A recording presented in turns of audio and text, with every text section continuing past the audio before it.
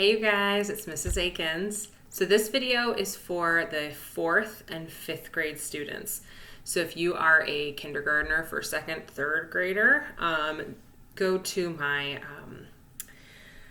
YouTube playlist and find your grade, and in there will be your week 2 video. So this is lesson number 2. So hi 4th and 5th grade, we are going to start out with a rhythm of the week that I have drawn poorly on this whiteboard. So we're going to start with this. And I'm doing a really simple rhythm to start with, but we're going to change it up in a minute. So let's sing through the counts really quickly. What beat's going to start? 1, then 2, 3, what goes on our 2nd, 8th note, an and then beat 4. Remember, I can only have 4 beats in my measure because my time signature tells me so. So let me go ahead and do 1, 2, 3. I'm going to use my plus sign for my and then 4. Speak it with me. Ready, go.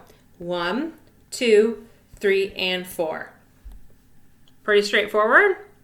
So what I want to do, 5th graders, we've really taken a look at this. 4th grade, you've seen these before, but we're going to kind of dive in. We're going to go for it. So we're going to turn these into 16ths. So what I'm going to do is I'm actually, without having to erase all of them, I'm going to add another note here and add another one. I'm going to squeeze another one in right there. So I actually have to do a double beam for 16th notes. So the way we, see that? Sorry, I think I was holding it a little crooked. So the way we do our counts for 16th notes is a little bit different. I don't actually have, I can't just do a 3 and an and here. I have 2 other notes that need a syllable. So 3 is still going to go first. 3, the beat always goes underneath the first 16th, okay? Then the second 16th does not get an and. It does not. It actually gets a letter. We put an E here. We put an E here, a little lowercase e. Now the and actually goes on the 3rd 16th. The 3rd 16th. So I'm going to do my and here. And my last 16th gets an That's what we speak.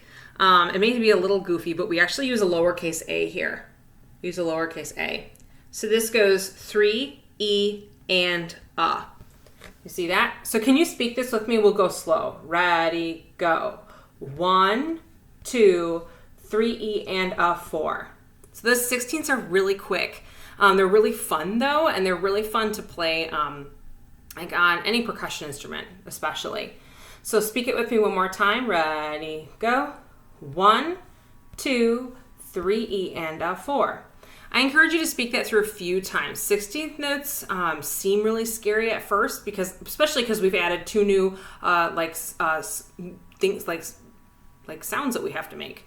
And not only that, but they're really, really fast. They're double the speed of 8th notes, which means they're 4 times the speed of a quarter. So they're really quick. So let's do that one more time together. Ready, go. 1, 2, 3, E, and 4. If you're going, I'm not really sure about all this, that's okay. We'll do lots of practice with this, especially 4th graders that are going to be doing buckets next year for our concert. We're really going to want to be getting into these 16th notes because they just make music so much cooler. Okay, we're going to go ahead and move on to someone that you are going to recognize, guaranteed. We're going to talk about Scott Joplin today. So back before we kind of got going with our concert stuff, I had put Scott Joplin on my board for our composer of the month, and then we just kind of got going with concert stuff and just didn't really give him his due diligence. So I wanted to today. So we're going to focus on Scott Joplin. He's going to be our lesson today, and he is our composer of the month for the last week of April. So Scott Joplin was a really, really, really unique composer, and he actually had a very short career because he didn't have a super long life. He was born in Texas, which is actually kind of cool because we don't talk about a ton of composers that are born in the USA, but actually Scott Joplin was composing within the last 200 years. And was born and did all of his composing, all of his writing, all in the USA. So he was born in Texas, and he actually started learning music at home from his parents. His parents were not musicians, and they did not particularly enjoy it when Scott Joplin wanted to play the piano. Actually, his mom made it so that he was only allowed to play the piano when she was cleaning and no other time during the day. But he loved music and he loved the piano, and so he really wanted to grow his skills. So he actually ended up reaching out to some teachers in his area who ended up helping him learn piano. He also learned how to play the trumpet. He learned how to play the violin. And so he learned all these different instruments. He actually kind of did music for a while, but he actually worked to build railroads for a really long time down in the South. When he was 26, he actually became a piano teacher. He had enough, I guess, kind of credit. People knew who he was, and they wanted to learn piano from him. And he actually started teaching piano lessons as his job. That was what he did all day. And he started composing during this time. He started writing rags. So a rag is essentially a piece of music. It can be played really on any instrument. Most rags are played on the piano, and that's really what Scott Joplin composed for. But a ragtime is basically a piece of music that is syncopated. And syncopated is a really big fancy word for meaning that that they put basically the notes sit on offbeats. They would sit on the ands of the music, and it makes the music just feel really kind of funky, and it makes it feel really fun. I love listening to rags because they're just a lot of fun to listen to. They're usually really fast and they're really exciting. So he really started this this ragtime phenomenon. Basically, ragtime became really popular. He ended up publishing a few of his own original works. So the one I'm going to actually link you to is the Maple Leaf Rag. And that is like the rag of all rags. This is like the rag that basically anyone that wanted to compose rags used as a, like they looked at it and used it to base theirs off of. It's just the rag. I think it's probably the most sold rag of all time. It was a really big deal, and it's still a big deal. If you search rags on the internet, you'll likely find the Maple Leaf Rag. It's just a really big deal. So he ended up moving. Once his music started to become a little more popular, he ended up moving up to Chicago, where he actually ended up like attending a few different musical like fairs. And up there, more people started to recognize his music. And it was a little bit difficult for him because he was African American. People didn't always recognize his music as being quite as important as other people's. But a lot of people enjoyed his music. And so he ended up, from there, deciding to move to New York City. At this point, he had written over 100 rags. He's got a ton of them. And he wanted to move to New York City because he wanted to write an opera. And operas are a huge undertaking. We're talking vocal scores, we're talking staging, we're talking a full orchestra pit. Because an opera is basically like a musical, but just bigger, and the vocal style is a little bit different. And he wrote this opera called Treemonisha. And he ended up not having a lot of money to basically put it on. Because you got to think, if you're putting on an opera, you have to pay musicians to play in your pit. You've got to pay singers to sing on your stage. And you've got to pay money to basically make your stage look cool, like with sets and costumes. And he didn't really have the money for that at the time. And he ended up trying to put it on stage with like just a piano accompaniment, no orchestra, and very little set or costuming, and only a few people came to it. He tried to get some like newspaper writers to maybe come and see his Treemonisha, so that maybe if they write in the newspaper about it, more people will come. And it is described as a big failure. Actually, people walked out of it and didn't really want to see it, like just left in the middle of it because it was so poorly put on stage. So it was a big bummer. It actually really, really upset Scott Joplin. I don't blame him if something like that happened. I think to any of us we could relate, but that was a tough, and that was actually one of the last things he ever did in his career. He ended up getting really sick and passing away shortly after that. So it's just kind of like a sad ending, but what we actually, on that note, Treemonisha, that opera did not get fully staged until the 1970s. So that would be almost 60 or more years later until an opera company finally put it all together and actually put it on stage the way Scott Joplin would have intended it to be. So that's kind of cool. And I don't know if I can find any recordings of that. Maybe I'll have to look sometime.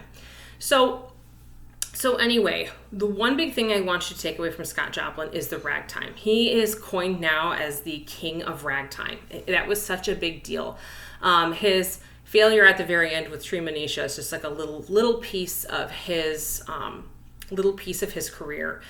He was so successful with rags. Rags became just the music to listen to. It was like if you have a song that you've heard on the radio, a ton of times, it's super popular, it gets played on the radio a ton, that would kind of be like his rags at the time. That's what people were listening to. They were getting arranged to be played by bands. There's actually a recording you can find of the United States, I think, Army Band playing it. In 1907, I think, is the recording. It's this really cool recording of the Maple Leaf Rag. I might have to try to find it for you. So it was his rags were just really influential. Another cool thing is that when he was a piano teacher in his 20s, he ended up teaching composers or teaching pianists that ended up becoming famous pianists and composers. So he had a big influence there too, even before he really started writing all of those rags. So it's just really cool to see how big of an influence he was, even when he didn't realize he was being an influence. And that's something cool for us too. We're influencing people that we might not even realize, hopefully in a positive way. So that's Scott Joplin. So what I have for you is I have a link to a couple of videos. I'm going to try to find, I have a link to Maple Leaf Rag, and I'm going to see if I can find a couple other videos to link for you down there. Just take a watch of those this week. I think you'll hear that really fun style. It's almost like if you were walking with only one shoe on and it would feel off balance. That's kind of what rags feel like, only on the piano. It's just kind of really fun. So take a look at those videos and watch them, and I'd love to get some feedback from you just to let me know what you think. So really quick, 4th graders, that's the end for you. 5th grade, I have just something something little and extra for you. So 4th grade, if you want to keep watching, you're more than welcome, because this is going to pertain to you next year. But 5th grade, really quickly before you go, I was looking at my phone, and yesterday, Wednesday, was supposed to be your instrument fittings at school, and I'm super bummed that we didn't get to do those. So if you have been thinking about this, and you maybe have not at all, but if you had been thinking about this, I'm really good friends with the guy who's going to be your band teacher next year. But him and I have been talking, Mr. Akins and I have been talking, and he is planning on fitting all of you in the fall. So don't worry about that. He is kind of curious what instruments you're thinking about. So just kind of refresh yourself this week. Flute, clarinet, saxophone, trumpet, French horn, trombone, baritone. If you're interested in tuba, I had a couple of you that had mentioned that you were interested in tuba. Let me know. Mr. Akins said, this is from Mr. Akins, that he is asking that if you are interested in percussion, you need to have a piano background because it helps with all the keyboard instruments like the xylophone and marimba. So if you are interested in percussion, you need to let me know, and then maybe we can talk about that a little bit more. So what I want you to do is I'm going to have an assignment labeled 5th grade only. And all I want you to do is go in there and tell me your top 2, maybe top 3 instruments, so that myself and Mr. Akins can kind of start to think about that and be thinking of what we're going to have next year as far as instrumentation and what instruments he's going to need to have to fit on. So if you have any questions for me about any of the instruments or any of that, just shoot me an email, okay? I will hopefully here in the next couple of weeks have some more updates about that kind of stuff for you, especially if you guys ask questions. I will try to answer them here as well for everybody. So, okay, that's that. If you have any questions, holler at me. Check out the videos down below, and I'll see you later.